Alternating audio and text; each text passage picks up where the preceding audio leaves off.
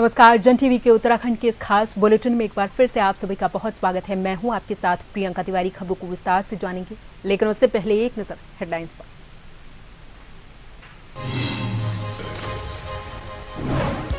भाजपा के राष्ट्रीय अध्यक्ष नितिन नबीन ने देहरादून में पार्टी नेताओं, विधायकों, मंत्रियों और सांसदों के साथ की अहम बैठक। 2027 विधानसभा चुनाव की रणनीति और संगठनात्मक मुद्दों पर की चर्चा।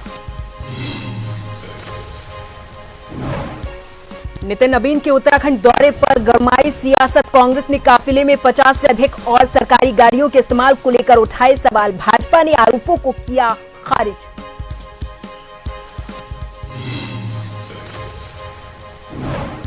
राहुल गांधी के 4 जून के अल्मोड़ा दौरे को लेकर कांग्रेस ने तैयारियां की तेज। अल्मोड़ा में हुई रणनीतिक बैठक में हरीश रावत, यशपाल आर्य, करण माहरा समेत कई वरिष्ठ नेता और कार्यकर्ता हुए शामिल।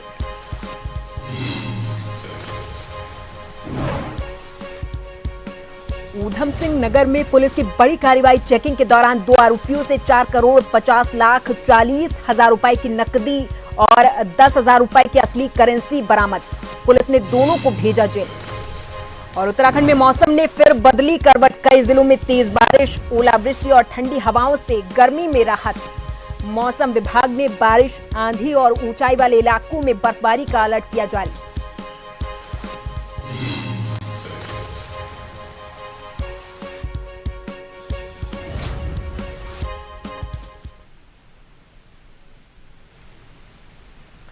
भारतीय जनता पार्टी के राष्ट्रीय अध्यक्ष नितिन नबीन 3 दिवसीय दौरे पर उत्तराखंड पहुंचे हुए हैं। अपने दौरे के दौरान उन्होंने दूसरे दिन नितिन नबीन ने देहरादून के एक होटल में पार्टी नेताओं के साथ बैठक की है। इस दौरान इस बैठक में पार्टी के सभी विधायक, मंत्री और सांसद मौजूद रहे हैं। भारतीय जनता पार्टी के प्रदेशाध्यक्ष महेंद्र भट्ट ने इस पर कहा कि बैठक में 2027 विधानसभा चुनाव की रणनीति पर चर्चा होने के साथ ही बीजेपी संगठन से जुड़े कई अन्य मुद्दों पर बातचीत हुई है।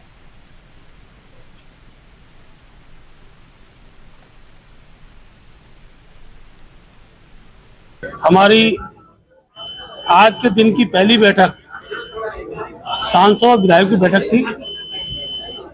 माननीय राष्ट्रीय अध्यक्ष जी ने 2027 के चुनाव की दृष्टि से सभी विधायकों और सांसदों को उन सब बातों की ओर उनका ध्यान केंद्रित किया जो चुनाव में जीत के लिए महत्वपूर्ण हो सकती है।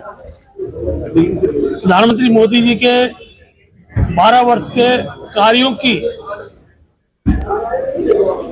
गांव-गांव तक चर्चा पहुंचे, इसके लिए जहां ग्राम संपर्क के लिए सभी सांसदों विधायकों से कहा गया है, वहीं प्रत्येक विधानसभा के 100 बुद्धिजीवी लोगों की सूची बनाकर उनसे भी संपर्क उनके द्वारा हो, ऐसा मार्गदर्शन अध्यक्ष जी ने किया है। और इस पूरी खबर पर हमारे साथ देहरादून से bureau chief SN Pant ji phone line पर जुड़ गए हैं अधिक जानकारी के साथ। पंत जी, भारतीय जनता पार्टी के राष्ट्रीय अध्यक्ष नितिन नबीन का उत्तराखंड दौरे का आज दूसरा दिन रहा, जिसमें उन्होंने भारतीय जनता पार्टी के विधायकों, मंत्रियों और सांसदों के साथ एक बैठक की है। वहीं प्रधानमंत्री मोदी के 12 साल के कार्यकाल को लेकर उन्होंने बातचीत भी की है। पंत जी।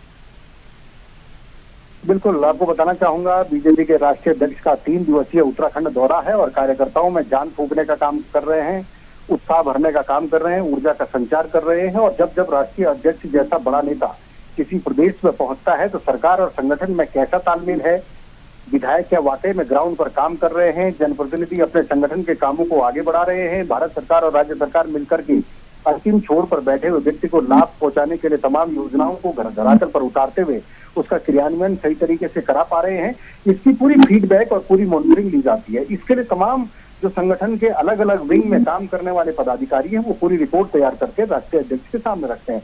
कई बार आपने देखा होगा कि सरकार और संगठन में तनातनी की खबरें निकलकर सामने आती है। जब राष्ट्रीय अध्यक्ष आते हैं तो दोनों एक धुरी यानी एक ही सिक्के के दो पहलू होकर के काम करना शुरू कर देते हैं।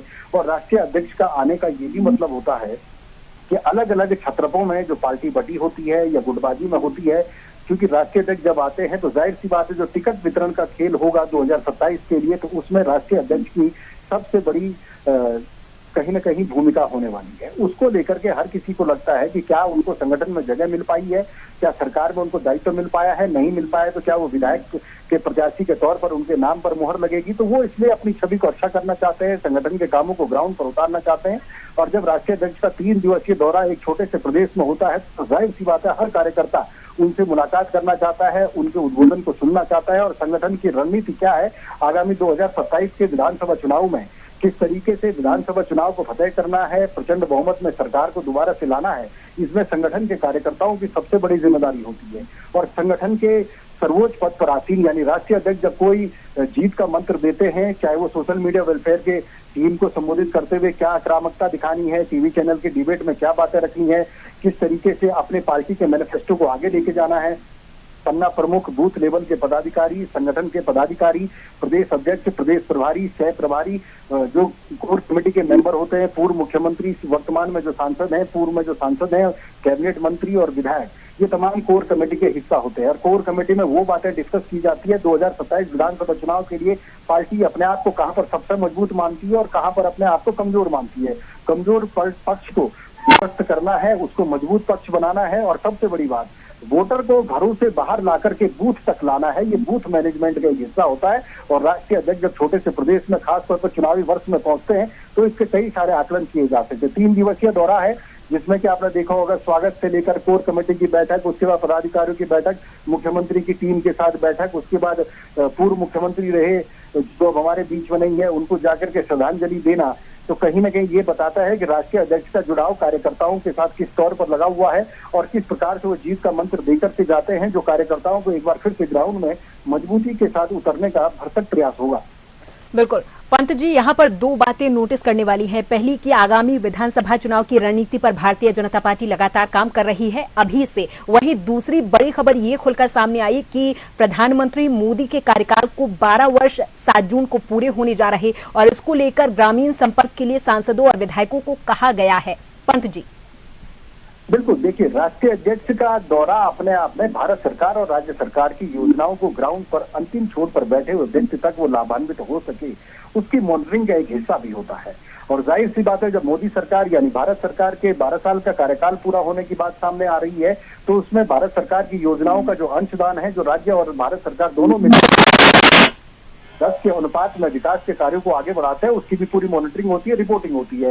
इसी कड़ी में सांसदों की भूमिका थी, इसी कड़ी में पूर्व मुख्यमंत्रियों की जिम्मेदारी थी, मुख्यमंत्री की जिम्मेदारी थी, प्रदेश अध्यक्ष और राज्यसभा सांसदों की जिम्मेदारी थी। राष्ट्रीय अध्यक्ष ने इसका भी फीडबैक लिया है कि क्या वाकई में मोदी इम्पैक्ट जो हम लगातार हर साल दर साल देखते आते हैं, जिसका ग्राफ लगातार उत्तराखंड में बढ़ा है, उसको लेकर के राष्ट्रीय अध्यक्ष ने टटोलने का प्रयास किया है। और ये टटोलने का सारा काम 2027 क्योंकि विधानसभा चुनाव वर्ष है, तो ऐसे विधानसभा चुनाव में जीत का मंत्र कैसे होगा, टिकट कैसे दिए जाएंगे, उसकी भूमिका कैसे होने वाली है, क्राइटेरिया क्या तय किया जाएगा, ये कई सारे समीकरण उसमें अंकित होते हैं और उन्हीं के आधार पर फैसला लिया जाता है। ठीक है, बहुत बहुत धन्यवाद पंत जी तमाम चर्चा के लिए। आप हमारे साथ जुड़े और तमाम जानकारी आपने हमारे दर्शकों तक पहुंचाई। नितिन नबीन 3 दिवसीय दौरे पर उत्तराखंड पहुंचे हुए हैं। आज उन्होंने दूसरे दिन मंत्रियों, विधायकों, नेताओं के साथ एक अहम बैठक की। 2027 विधानसभा चुनाव की रणनीति और संगठनात्मक मुद्दों पर चर्चा की है।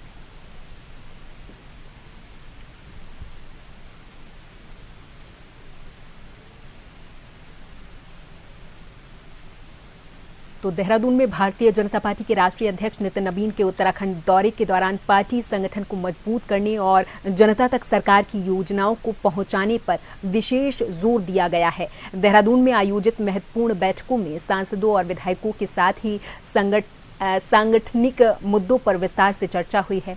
इस दौरान विधायकों से संगठन को और अधिक प्रभावी बनाने के लिए सुझाव भी मांगे गए। ऋषिकेश विधायक प्रेमचंद अग्रवाल ने इस पर बताया कि राष्ट्रीय अध्यक्ष ने कार्यकर्ताओं से सीधे संवाद और जनता के बीच सक्रिय उपस्थिति बनाए रखने के निर्देश दिए। इस बैठक में केंद्र की योजनाओं को लाभार्थियों तक पहुंचाने को लेकर भी रणनीति बनाई गई है। अपने राष्ट्रीय अध्यक्ष जी का कल से लगातार 3 दिन का दौरा हमारे उत्तराखंड की पावन धरती पे है। कल से लगातार अनेकों बैठकें हुई। आज विधायक और सांसद गणों के साथ उनका बैठना हुआ। उन्होंने कुछ बिंदु हमें दिए कि जिस आधार पर हमें काम करना चाहिए, जैसे कार्यकर्ताओं से सीधा संवाद, जनता से सीधा संवाद, जनता के साथ हम कैसे अपने काम को और आगे बढ़ा सके, जनता को हम अपने केंद्र सरकार की जो हमारी योजनाएं हैं उनको कैसे पहुंचा सके, जो हमारे लाभार्थी हैं उनको कैसे हम उनसे बात कर सके। साथ में उन्होंने कुछ हमारे से भी अपनी बातें शेयर, हमारे से सुझाव मांगे। सभी कुछ माननीय विधायकगणों ने अपने अपने सुझाव दिए, मैंने भी कुछ सुझाव दिए इस प्रकार से हमारे 2027 में कैसे और अच्छे ढंग से आ सके।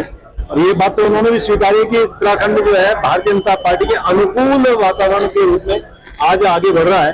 जैसे उन्होंने कहा कि पश्चिम बंगाल में हमारे कार्यकर्ताओं ने एक कुर्बानी देके पश्चिम बंगाल को जीतने का काम किया, उसके ठीक विपरीत उत्तराखंड तो एक ऐसी धरती है उत्तराखंड की भारतीय जनता पार्टी के लिए उपजाऊ के रूप में है कि लगातार 2 बार हमारी सरकार बनी। तीसरी बार के लिए भी उन्होंने जो हमें दिशा निर्देश दिए है, निश्चित रूप में हमारे लिए सबको ये ऊर्जा का काम। सर आपसे वहीं देहरादून में भारतीय जनता पार्टी के राष्ट्रीय अध्यक्ष नितिन नबीन के उत्तराखंड दौरे के दौरान पार्टी संगठन को बूथ स्तर तक मजबूत करने पर विशेष जोर दे रही है। इस बैठकों में सांसदों, विधायकों और संगठन पदाधिकारियों के साथ आगामी चुनाव की रणनीति पर मंथन हुआ है और सरकार की योजनाओं को आम जनता तक पहुंचाने के निर्देश दिए गए। भाजपा के विधायक महंत दिलीप रावत ने इस पर कहा कि सभी जनप्रतिनिधियों को जनता के बीच लगातार सक्रिय रहने का संकल्प दिलाया गया है।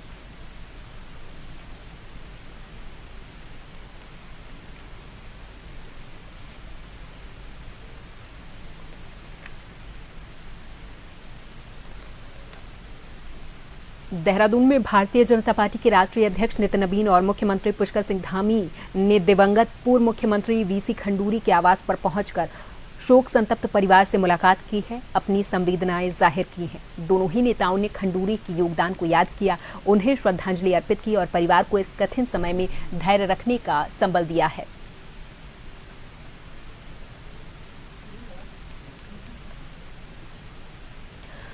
वहीं भारतीय जनता पार्टी के राष्ट्रीय अध्यक्ष के उत्तराखंड दौरे से एक बार फिर से प्रदेश में राजनीतिक तपिश बढ़ने लगी है। कांग्रेस का यह आरोप है कि उत्तराखंड भाजपा ने प्रधानमंत्री मोदी की अपील का मजाक उड़ाया। राष्ट्रीय अध्यक्ष के काफिले में 50 से अधिक गाड़ियां थीं और अधिकतर सरकारी गाड़ियां, लेकिन भारतीय जनता पार्टी ने गोदियाल के इस आरोप को सिरे से नकार दिया है और उनके नेता राहुल गांधी के दौरे को लेकर नसीहत भी दी है कि अभी बहुत दिन नहीं हुए, प्रधानमंत्री जी ने देश के तमाम लोगों का आह्वान किया कि वो पेट्रोल की खपत कम करें, डीजल की खपत कम करें, सोना न खरीदें, यहाँ तक कि खाने के तेल को भी कम उपयोग करें। और ऐसे किफायती होने के निर्देश प्रधानमंत्री जी के द्वारा देने के बाद ये बड़ा अफसोसजनक और हास्यास्पद है कि उनकी बात को, उनकी कहे गई बातों को स्वयं भारतीय जनता पार्टी के उत्तराखंड की यूनिट और उनके राष्ट्रीय अध्यक्ष किस प्रकार पेट्रोल के धुएं में उड़ा रहे हैं। उनकी अगवानी के लिए गया 50 वाहनों का काफिला, जिसमें से कि अधिकांश सरकारी वाहन थे। ये दिखाता है कि ये सरकारी आटे में पूजा, पूजा भी अगर करना चाहते हैं तो सरकारी आटे में ही करना चाहते हैं। लेकिन प्रधानमंत्री जी के इस वक्तव्य के बाद कि लोग फिजूल खर्ची कम करें, पेट्रोल कम खर्च करें, इसके बावजूद इनके राष्ट्रीय अध्यक्ष और प्रदेश यूनिट के द्वारा 50-50 गाड़ियों का काफिला लेकर उनकी अगवानी के लिए जाना, ये प्रधानमंत्री जी की निश्चित रूप में मुझे तौहीन नजर आती है, जो कि उन्हीं के कार्यकर्ताओं के द्वारा, उनके पदाधिकारियों के द्वारा की जाती है। देखिए, मुझे लगता है कि गणेश गोदियाल जी जिस तरीके का वक्तव्य राष्ट्रीय अध्यक्ष जी को लेकर के दे रहे हैं नितिन नवीन जी के आने पर, लेकिन हमारी पार्टी ने पहले ही डिसाइड कर लिया था हमारा काफिला कितना चला है और कितना नहीं। इस पर नजर रखने की बजाय अगर वो ये बताएं कि राहुल गांधी जी कैसे आएंगे, क्योंकि उनका भी दौरा है, उनके सबसे बड़े नेता कांग्रेस के, वो भी उत्तराखंड में उनका भी आगमन है, सुना है 4-5 तारीख को, तो क्या वो ई रिक्शा से आएंगे? या साइकिल से आएंगे। तो मेरा तो निवेदन है गणेश गोदियाल जी से, जब प्रधानमंत्री जी ने, क्योंकि ये निवेदन सभी से किया है, तो वो कांग्रेस पार्टी पर भी लागू होता है। तो जाहिर सी बात है कि अब अगर वो नियम और कानून की बात कर रहे हैं और कायदों की बात कर रहे हैं, तो राहुल गांधी जी को क्या वो रिक्शा और साइकिल से ले जाने वाले हैं? और यहाँ पर वक्त है एक छोटे से ब्रेक का, फौरन हाजिर होंगे।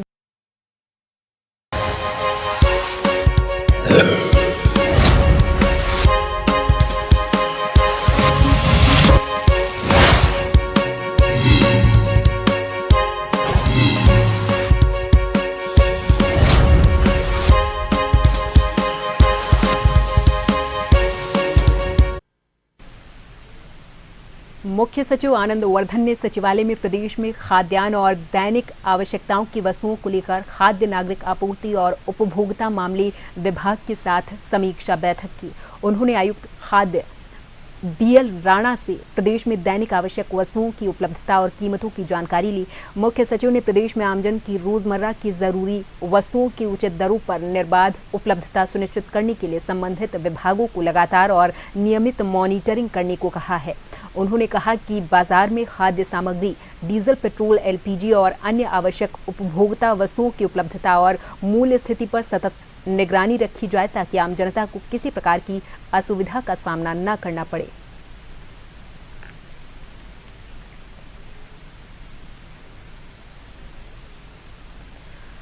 आगामी 4 जून को लोकसभा में नेता प्रतिपक्ष राहुल गांधी के अल्मोड़ा में प्रस्तावित जनसभा को लेकर कांग्रेस पार्टी ने अपनी तैयारियां तेज कर दी हैं। इसी क्रम में कांग्रेस के कई वरिष्ठ नेता और पदाधिकारी अल्मोड़ा पहुंचे, जहां उन्होंने स्थानीय कार्यकर्ताओं के साथ बैठक करके कार्यक्रम की तैयारियों की समीक्षा की।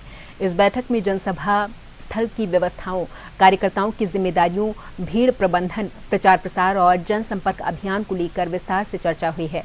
कांग्रेस नेताओं ने कहा कि राहुल गांधी के अल्मोड़ा आगमन को लेकर कार्यकर्ताओं में भारी उत्साह है और बड़ी संख्या में लोग जनसभा में शामिल भी होंगे।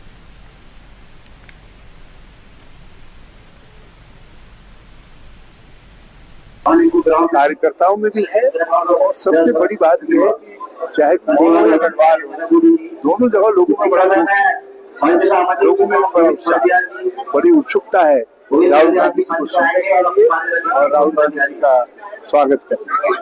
तो ये राहुल गांधी जी का दौरा परिवर्तन की जो भावना है, परिवर्तन को ताकते हैं, उनको शक्ति देने का ताकत है।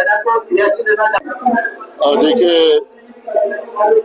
हमारे प्रिय नेता, जन जन की आवाज आदरणीय राहुल गांधी जी 4 जून को अल्मोड़ा की ऐतिहासिक भूमि पर एक विशाल रैली को संबोधित करने जा रहे हैं। और निश्चित रूप से कांग्रेस के साथियों में, कांग्रेस के कार्यकर्ताओं में उत्साह दिखाई दे रहा है और नई ऊर्जा का संचार निश्चित रूप से होगा।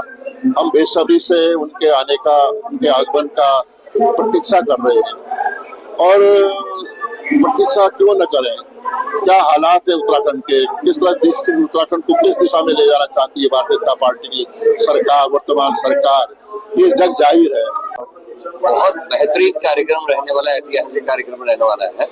युवाओं में खासा जोश देखने को मिल रहा है। जिस तरीके से नीट का पेपर लीक हुआ है, जिस तरीके से SSSC भर्ती घोटाला, पटवारी पेपर लीक हुआ, उसके अलावा अग्निवीर योजना की वजह से भी युवाओं में खासा आक्रोश भारतीय जनता पार्टी को लेकर है। बीजेपी ने हजारों करोड़ रुपया राहुल गांधी के इमेज खराब करने के लिए किया था, लेकिन अब वो सारी बातें गौण हो गई और लोगों में एक अच्छे बड़े हीरो के रूप में राहुल गांधी उभर के सामने आए हैं। माननीय राहुल गांधी जी की एक विशाल जनसभा यहाँ होने वाली है, उसी को लेके पार्टी के वरिष्ठ नेताओं की और हमारे संगठन के मुखियाओं की एक महत्वपूर्ण बैठक हो रही है कि किस तरह से राहुल गांधी जी की सभा को एक विशाल रूप दिया जाए और ज्यादा से ज्यादा कांग्रेस के कार्यकर्ता, क्षेत्र के आम जनता को उसमें सम्मिलित करने के लिए एक यहाँ पर रणनीति तय की जा रही है।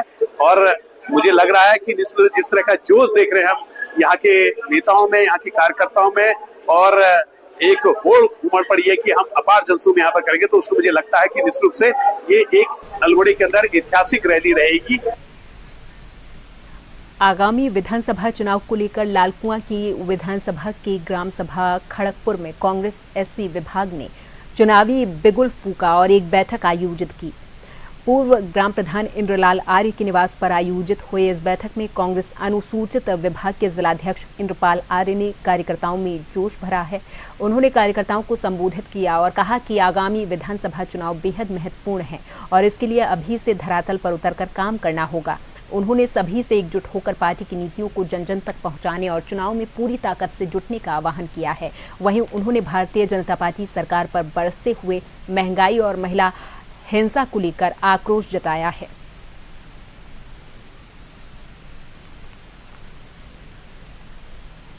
आम जनता के संदेश दे रहे हैं कि 2027 का हमारा जो मकसद है कांग्रेस को लाना है, अन्यथा इसी महंगाई में और ऐसी जो कितनी महंगाई बढ़ रही है, आप एक एक करके विस्तार से इतना लंबा मैं नहीं कहूंगा, आप सभी जनता इस बात को जानती है। और जितना महिला उत्पीड़न का मामला झेल रही है और जिस तरीके से पूरा डॉलर और रुपये में पूरे देश में हमारे जो मोदी जी हैं बिल्कुल इनकार, मतलब यह एक नकारात्मक प्रधानमंत्री बन चुके हैं जो आज क्या कहते हैं ट्रंप का आगे झुक रहे हैं। उत्तराखंड का ऊधम सिंह नगर जनपद अपराधियों का एक गढ़ बनता दिखाई दे रहा है, जिसका नतीजा ये है कि हर रोज एक न एक बड़ा अपराध जनपद में जन्म लेता हुआ दिख रहा है। जनपद की पुलिस क्राइम को रोक पाने में नाकामयाब साबित हो रही है। इसी दौरान चेकिंग करते वक्त पुलिस को एक बड़ी सफलता हाथ मिली, जहां 4,50,40,000 रुपए नकली और 10,000 रुपए असली करेंसी के साथ 2 आरोपियों को पुलिस ने गिरफ्तार किया है। पकड़ी गई नकली करेंसी में 4 करोड़ चिल्ड्रन बैंक और 40,000 नकली करेंसी और 10,000 असली करेंसी बरामद हुई। पुलिस ने दोनों आरोपियों को पकड़कर जेल भेजा है। आज गदरपुर टीम के द्वारा मार्गों पर, हाईवेज पर विशेष चेकिंग अभियान चलाया जा रहा था। इसी क्रम में मुखबिर से सूचना प्राप्त होती है कि कुछ व्यक्तियों के पास कुछ भारी नकदी है।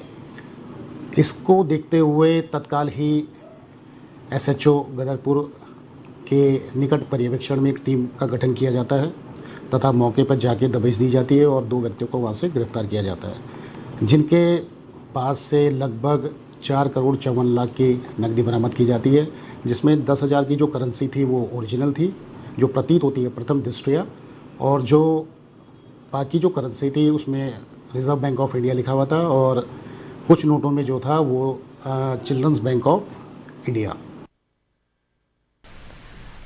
कालाढूंगी के नैनीताल रोड में शराब की दुकानों के खुलने का पुरजोर विरोध किया जा रहा। स्थानीय निवासी सड़कों पर विरोध प्रदर्शन करते हुए नजर आए। इसी क्रम में आज स्थानीय निवासियों ने शराब की दुकान के पास ही धरना दिया, जिसमें उनको जनप्रतिनिधियों का भी भरपूर सहयोग मिला है।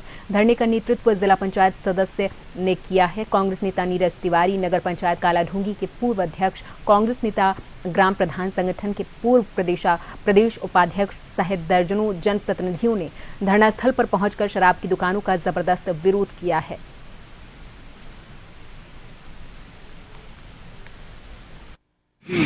जैसा कि आपको पता है कि हमने 2 दिन पूर्व प्रशासन को डीएम साहब को इसका ज्ञापन दिया था कि जो है हमारी शराब की दुकानें यहाँ पर हमारे यहाँ खुली है उसको तत्काल रूप से बंद किया जाए, लेकिन अभी उसमें कोई कार्रवाई नहीं हुई। इस वजह से हमने आज 1 दिन का धरना रखा है, जो हम यहाँ पर सब यहाँ की क्षेत्र की जनता, खासकर मातृशक्ति बहुत बड़ी आबादी में यहाँ पर इकट्ठा हुई, और अगर ये आज भी इसमें कोई संज्ञान नहीं लेते तो कल से हम आपको बताना चाहेंगे कि एक अनिश्चितकालीन धरना यहाँ पर दिया जाएगा और जो करना पड़ेगा, जिस हद तक जाना पड़ेगा हम लोग जाएंगे। प्रत्येक वर्ग को और प्रत्येक पार्टी के लोगों को ये सामाजिक कुरीति के विरोध में आना चाहिए। ये पार्टी पॉलिटिक्स से ऊपर उठकर हम जो शराब भट्टियाँ कालाढूंगी नगर में खुली है उसका विरोध करते हैं। महिलाएं बड़ी संख्या में एकत्र हैं और जनभावनाओं को समझते हुए तत्काल प्रभाव से शासन और प्रशासन ने ये शराब भट्टियाँ बंद करवानी चाहिए। जो है यहाँ पर जो शराब की भट्टी खुली है, एक तो खुल गई है, एक खोलना है, इसमें हम लोग इस चीज़ को बंद कराना चाहते हैं। इसलिए हम यहाँ पर सेफ नहीं है, हमारा माहौल यहाँ ऐसा बेकार हो रहा है। इस चीज़ को हम सुधारेंगे कि ये शराब की भट्टी यहाँ पर ना खुले और हमारे बच्चे सुरक्षित रहें। और इसी के साथ इस बुलेटिन में फिलहाल के लिए मेरे साथ बस इतना ही। आप देखते रहें जन टीवी। नमस्कार।